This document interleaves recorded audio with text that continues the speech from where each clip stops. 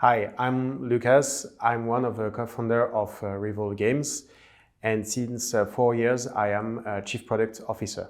Our mission at Revolt Games is to turn the world into a giant game board. So that's why we are developing games based on real-world elements, like Neopolis, where you can buy a real-world building.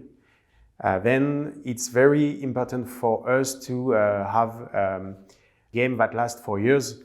That's why we place a social feature at the heart of our gameplays, like in Neopolis or the upcoming games we will develop.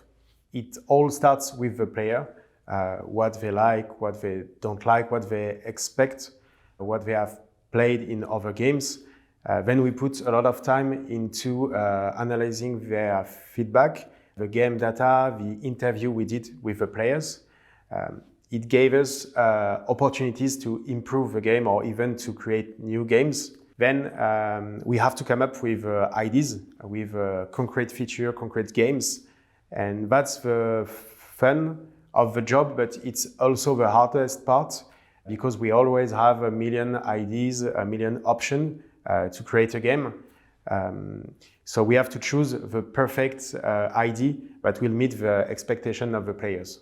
When we start developing new features or new game, we want everyone involved cross our point of view, we cross our ideas or expertise, because having a great idea is not enough to create a great games, because for instance, we need to make sure that the idea is doable technically. We need to make sure that the interfaces and the concept of the game will be understood by the player.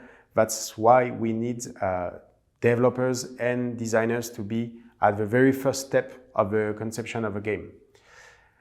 Also, it's very important for us that every people in the team have a huge ownership of what they did. For instance, if a developer wants to create an in-game event in Neopolis, he can do it. If our designer spotted an opportunity to improve the onboarding for new players, she can do it. So I think that's our real added value as a studio, so that everyone can have an impact.